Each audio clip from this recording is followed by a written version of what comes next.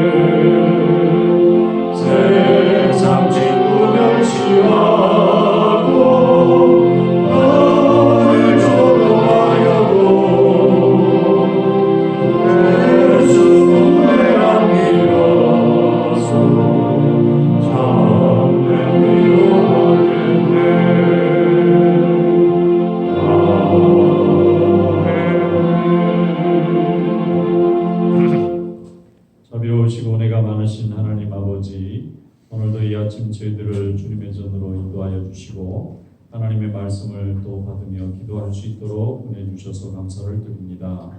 날마다 우리의 삶이 주님과 동행하게 하시고 성전을 중심으로 주님과 동행할 수 있도록 인도해 주신 하나님, 우리의 믿음과 우리의 삶을 하나님께서 붙들어 주시는 줄로 믿습니다. 연약하고 부족한 저희들을 우리 하나님이 사랑하시고 긍휼히 여기셔서 오늘도 그 보혈의 능력으로 우리를 인도해 주셔서 감사를 드립니다. 우리의 죄악과 허물을 주님의 능력으로 다 범하여 주시고 하나님의 은혜 가운데 날마다 강건한 삶을 살아갈 수 있도록 주님 역사하여 주시옵소서. 우리 마음에 부족한 것과 또 세상을 향한 작은 사랑들을 다 물리쳐 주시고 온전히 하나님을 향한 온전한 큰 사랑으로 나갈 수 있도록 우리 하나님 붙잡아 주시옵소서. 저희들 주시는 차를 잘 활용할 수 있게 도와주시고 주님의 나라 확장에 쓰임받을 수 있도록 주여 역사하여 주시옵소서. 어려움 중에 있는 가정들, 또 건강으로 고통받는 심령들 우리 하나님 다 불쌍히 여겨주시고 주님의 그 보혈의 능력의 손길로 붙잡아 주셔서 항상 승리하며 이길 수 있도록 주님 함께하여 주시옵소서. 이 시간도 말씀 듣사오니 은혜로 함께해 주시기 원하옵고 예수님의 이름으로 감사하며 기도드리옵나이다. 아멘. 하나님의 말씀 사무엘상 21장 한 절씩 교독하겠습니다. 21장입니다. 다윗이 노베에 가서 제사장 아히멜렉에게 이르니 아히멜렉이 떨며 다윗을 영접하여 그에게 이르되 어찌하여 내가 홀로 있고 함께하는 자가 아무도 없느냐 하니 다윗이 제사장 아히멜렉에게 이르되 왕이 내게 이를 명령하고 이르시기를 내가 너를 보내는 것과 내게 명령한 일은 아무것도 사람에게 알리지 말라 하시기로 내가 나의 소년들을 이러이러한 곳으로 오라고 말하였나이다. 이제 당신의 수중에 무엇이 있나이까? 떡 5덩이나 무엇이나 있는 대로 내 손에 주소서 하니 제사장이 다윗에게 대답하여 이르되 보통 떡은 내 수중에 없으나 거룩한 떡은 있나니 그 소년들이 여자를 가까이만 하지 아니하였으면 주리라 하느니라. 다윗이 제사장에게 대답하여 이르되 우리가 참으로 3일 동안이나 여자를 가까이 하지 아니하였나이다. 내가 떠난 길이 보통 여행이라도 소년들의 그릇이 성결하겠거든. 하물며 오늘 그들의 그릇이 성결하지 아니하겠나이까 하매 제사장이 그 거룩한 떡을 주었으니 거기는 진설병 곧 여호와 앞에서 물려낸 떡밖에 없었음이라. 이 떡은 더운 떡을 드리는 날에 물려낸 것이더라. 그날에 사울의 신하 한 사람이 여호와 앞에 머물러 있었는데 그는 도액이라 이름하는 에돔 사람이요 사울의 목자장이었더라. 다윗이 아히멜렉에게 이르되 여기 당신의 수중에 창이나 칼이 없나이까? 왕의 일이 급함으로 내가 내 칼과 무기를 가지지 못하였나이다 하니 제사장이 이르되 내가 엘라 골짜기에서 죽인 블레셋 사람 골리앗의 칼이 보자기에 쌓여 에봇에 있으니 내가 그것을 가지려거든 가지라. 여기는 그것밖에 다른 것이 없느니라 하는지라. 다윗이 이르되 그 같은 것이 또 없나니 내게 주소서 하더라. 그날에 다윗이 사울을 두려워하여 일어나 도망하여 가드왕 아기스에게로 가니 아기스의 신하들이 아기스에게 말하되 이는 그 땅의 왕 다윗이 아니니까 우리가 춤추며 이 사람의 일을 노래하여 이르되 사울이 죽인 자는 천천히요 다윗은 만만이로다 하지 아니하였나이까 한지라. 다윗이 이 말을 그 마음에 두고 가드왕 아기스를 심히 두려워하여 그들 앞에서 그의 행동을 변하여 미친 채 하고 대문짝에 그적거리며 침을 수염에 흘리매 아기스가 그의 신하에게 이르되 너희도 보거니와 이 사람이 미치광이로다. 어찌하여 그를 내게로 데려왔느냐? 같이 읽겠습니다. 내게 미치광이가 부족하여서 너희가 이 자를 데려다가 내 앞에서 미친 짓을 하게 하느냐? 이제가 어찌 내 집에 데려오겠느냐? 아니라. 아멘. 이런 말씀에 우리가 쓰기 바랍니다. 다윗이 굉장히 공공에 처해고 어려운 상황 속에 있는 것을 설명해 주고 있습니다. 사울 왕이 죽이려고 하는 의도가 분명하니까 다윗이 자기 생명을 구하기 위해서 노업 땅으로 이제 도망을 가게 되었는데 거기에 아히멜렉이라는 제사장이 살고 있습니다.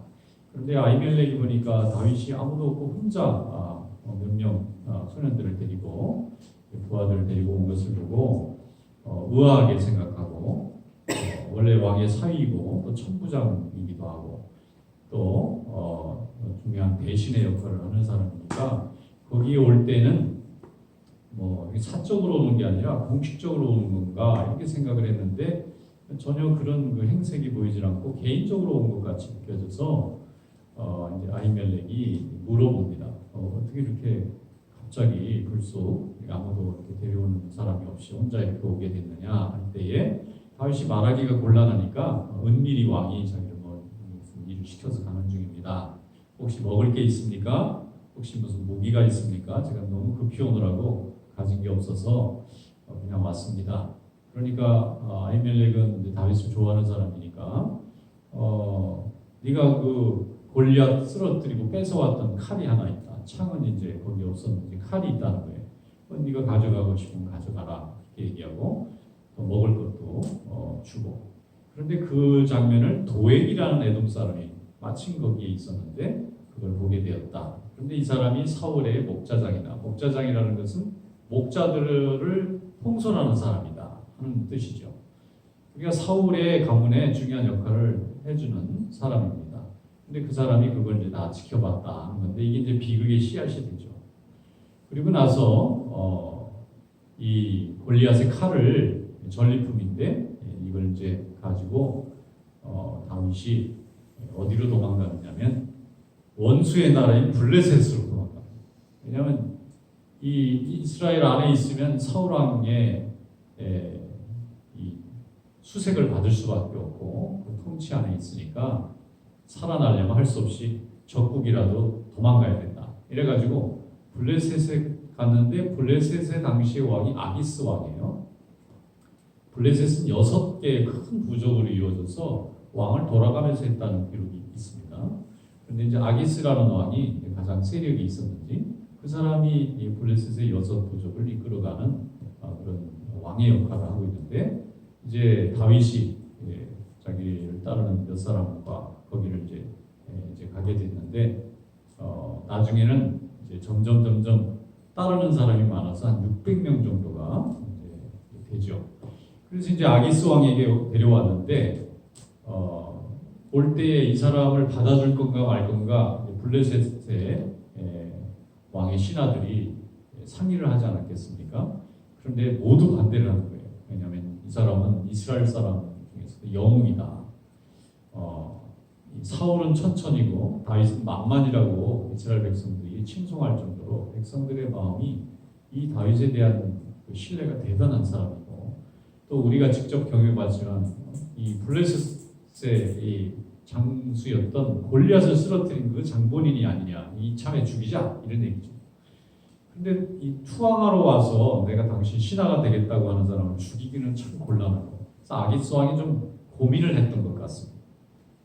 그러니까 다윗이 결과를 기다리라고 내보내니까 다윗이 큰일 났어요. 이게 잘못 들어온 거예요. 여기 왔다가 이거 죽는 거 아닐까 싶어가지고 미친 사람 노릇을 합니다.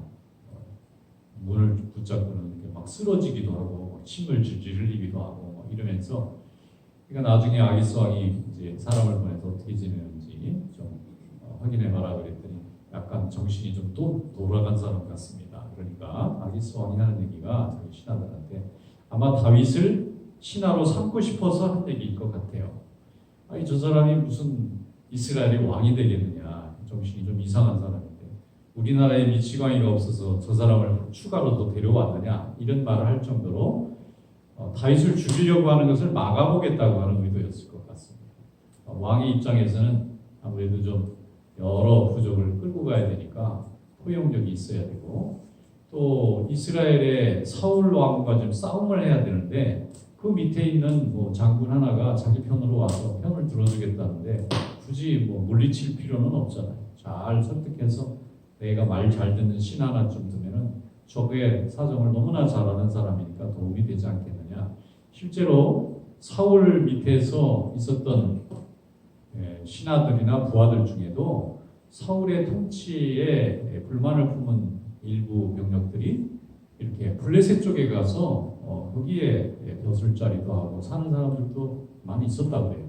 그러니까 이게 민족은 다를지라도 한 나라를 이루게 되면 여러 종류의 사람들이 함께 벼슬도 하고 또 그게 권력이기 때문에 거기 가서 또 출세하는 사람도 있기 때문에 다윗도 그런 종류의 사람으로 이제 아기스 왕은 받아들이고 자기의 신하를 삼고 싶어서 다른 블레셋 장수들을 이제 설득하는 과정이 있는 겁니다. 그러니까 다윗의 입장에서는 그 아기스 왕에 대한 그 생각이 이제 성공을 하려면 다른 사람들이 자기를 위협적인 존재로 보지 말아야 되는 거예요. 그래야 자기도 살고 자기를 따라온 600명도 살 수 있고 아기스 왕이 지금 자기를 지켜줘야 되는 건데 아기스 왕까지 자기를 공격하면은 이제 사울에게 갈 수도 없고 블레셋에 남을 수도 없고 그럼 또 에돔이라는 나라로 또 가야 되는데 그 나라에서도 그 나라 왕이 자기를 살려줄지 받아줄지 알 길이 없으니까 이제 이게 하나님에게 맡겨야 되는 거예요. 이게 하나님이 안 도와주면 꼼짝없이 다 잡혀 죽을 수 있는 위험 속에 있는 겁니다. 이제 자기 혼자만 와 있는 것도 아니고 지금 자기를 따르는 사람들도 많습니다.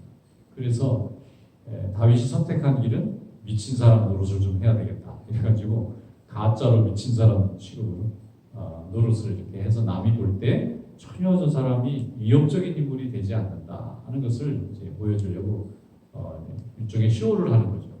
자, 다윗이 이렇게까지 바닥으로 내려가는 거예요.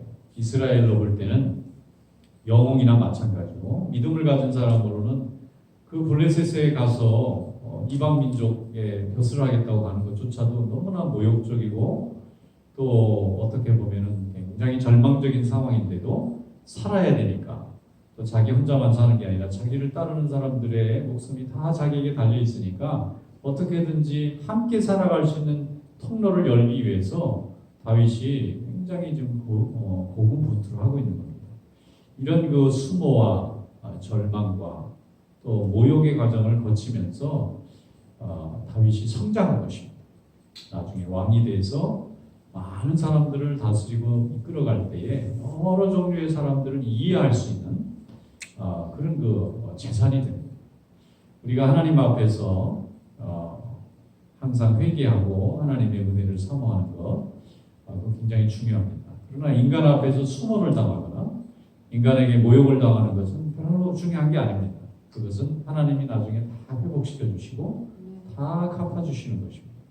그런데 그 자체가 모욕이 너무 화가 나니까 하나님의 은혜도 거부해버리는 사람이 있어요. 하나님 어떻게 내가 이렇게 하나님께 열심히 헌신했는데 내가 이렇게 사람 앞에서 수모를 당하고 이렇게 회복할 수 없게 만들었습니까? 이러면서 하나님을 원망하게 되면 다 잃어버리는 거예요. 수모도 회복이 안 되고 하나님의 은혜도 받을 것도 못 받고. 그래서 다윗은 그 절망의 순간에 하나님을 날마다 의지할 수밖에 없었겠다. 왜냐하면 목숨이 자기 목숨이 아니에요. 지금. 또 자기를 따르는 사람들의 목숨도 책임져야 돼요. 그러니까 자기 기분대로 할 수가 없어요.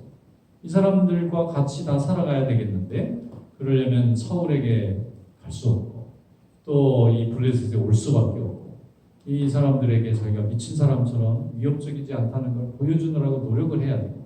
이런 이 어려운 과정 속에서 다윗은 항상 칭찬받고 성공하고 그 다음에 인정받고 인기 있었던 그런 경험뿐만 아니라 남을 속이기도 해야 되고 또 자기 자신을 미친 사람으로 포장도 해야 되고 또는 동족들에게는 배신자라고 하는 그 비난도 받아야 되는 어려운 길을 들어서고 있는 것입니다. 그런데 사람의 인생이 한 번도 실수하지 않고 남에게 이렇게 좋은 모습만 가지고 성공하는 건 굉장히 어려운 일입니다. 온갖 모습들을 다 거쳐가면서 높아질 때도 있고 낮아질 때도 있고 때로는 의롭게 보일 때가 있는가 하면 뭐 악한 모습처럼 보일 수도 있는 그런 여러 과정을 거치는 중에 하나님 앞에 우리의 믿음이 점점 성숙해져 가는데 성숙이 되느냐 퇴보를 하느냐의 기준은 오직 하나, 하나님을 바라보고 나갔느냐.